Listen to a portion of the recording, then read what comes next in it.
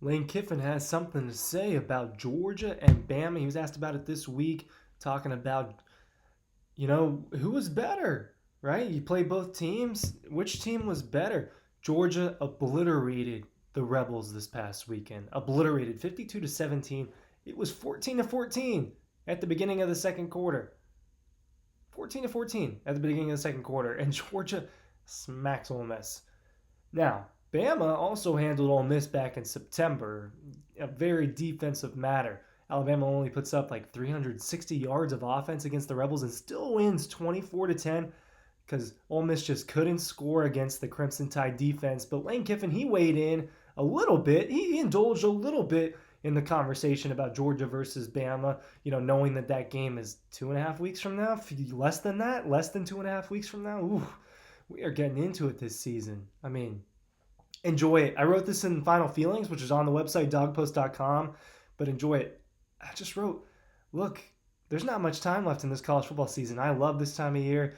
It's not all of the year, you know what I mean? You don't get this every single weekend. Enjoy it, soak it in. There's not much left, and there's only 2 more weeks of the regular season. There's only 2 more weeks of that, so really enjoy it and soak it in. Let's look at what Lane Kiffin had to say, but first, real quick, Ryan Curley from Dawg Post here. Thanks for sticking with me, and thanks for signing up for the newsletter down below. If you've done that and you were proven you're a 5-star Georgia fan, a 5-star college football fan signs up for the Dawg Post newsletter, actually. So make sure you're checking that out down below. It's free, and every day in your inbox, you're getting free stories, insider stories, premium stories sent to you every single day. That's what Lane Kiffin said. Like I said right after the game, every game's independent of each other. The days we played them, Georgia, I think everybody would say, was better.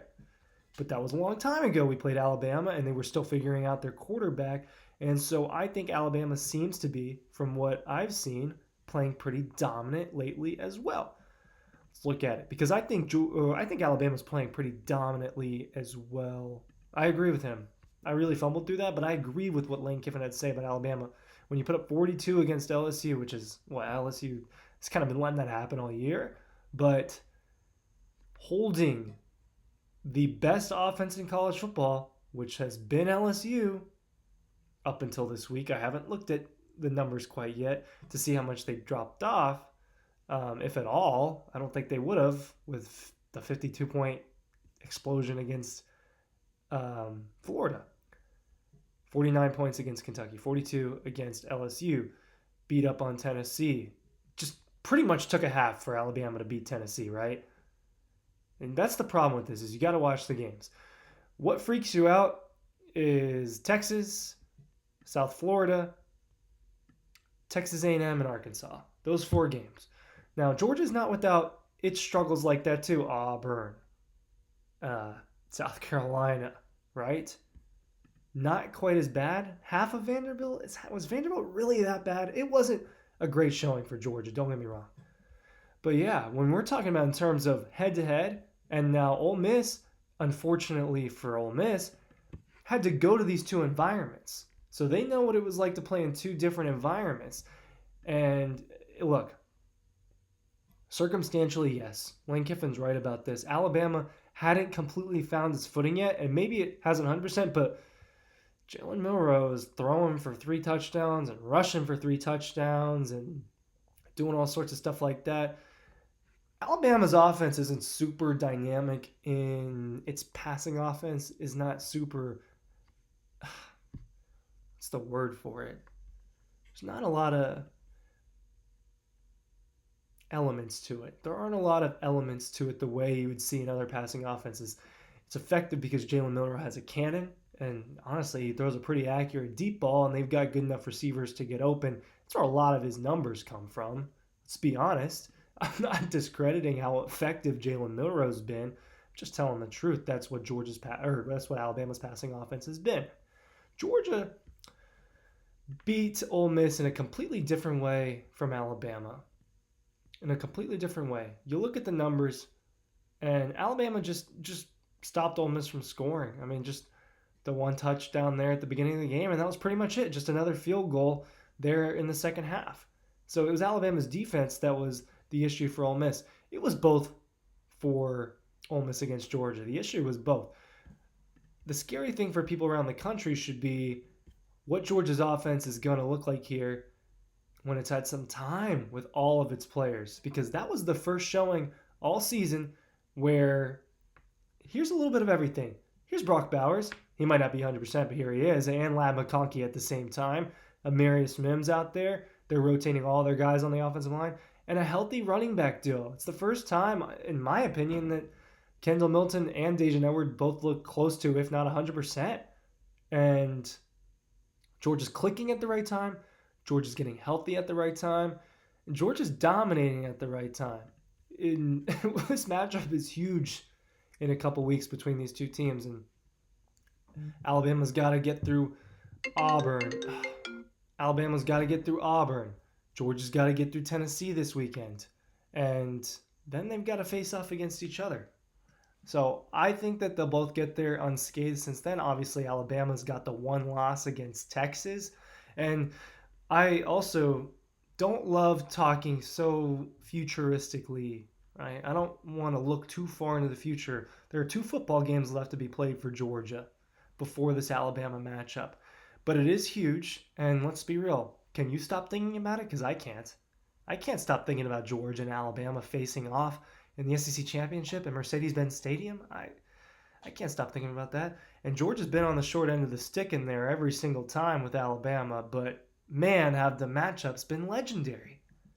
I mean, just absolutely legendary. 2012 SEC Championship game, 2017 National Championship game, 2018 SEC Championship game. I mean, those are legendary battles. And then, of course, Alabama destroyed. Is destroyed the right word? Is that what happened in the 2021 SEC Championship? Was that destroying? I think that's a stretch. But Alabama looked like the better team that day and played better on that day. You know, Georgia gets its revenge and wins a national championship, gets the monkey off its back for the first time in 40 years, a month after that. But the reason why we're talking about this is because it's the biggest matchup of the year. And it's one of the biggest brand matchups of the year. The fact that it's happening. And there's going to be millions and millions of people watching this game, just like Michigan, Ohio State. And it's huge. And Ole Miss is at this point the only team that's played them both. And so that's your one sample size of comparison. The September version of Alabama, whose offense hadn't, in my opinion, discovered its identity quite yet, which is to feed off of the strength of Jalen Milroe and pound the rock and hit your weapons when you need your weapons. That is what Alabama's brand is with Milroe. And I think it took them a long time to figure it out. I mean, the USF game where, you know, they didn't even let him go out there at the beginning, or I can't remember if he played at all, but he didn't start, and they still wanted to figure things out. It's not that anymore. You have to also recognize the fact that as well as Georgia's playing right now, Alabama's playing pretty well this last month as well and is getting it right at the right time too. And that's kind of the exciting thing about this matchup, is because if they're both getting it right at the right time, well, boy, we've got 2 juggernauts in Atlanta facing off. And I'm not the only one out here saying if Alabama is what it can be, which is a true championship contender, it's not the 8th best team in the country. It's not the 8th best team in the country. I'd have them over Texas at this point. I know it's ridiculous. But that's just what it is. I think Alabama would beat Texas. Alabama might be the 3rd, 4th, 5th best team in the country right now. Alabama's playing better than Florida State. Alabama's playing better than... Is it playing better than Washington? Yeah. Alabama's playing better than Washington. Is it playing better than Ohio State? I don't want to put it over undefeateds, but look, the Tide are playing better than those teams, and Georgia's playing better than anyone. That's kind of my point here, is they both dominated the Rebels in different ways. It was a defensive kind of suffocation for Alabama, and for Georgia, it was a straight-up beatdown. Both these teams are really good. But Lane Kiffin admitted it was Georgia that was the better team. Thanks for sticking with me. Thanks for signing up for the newsletter down below, and I'll see you in Knoxville.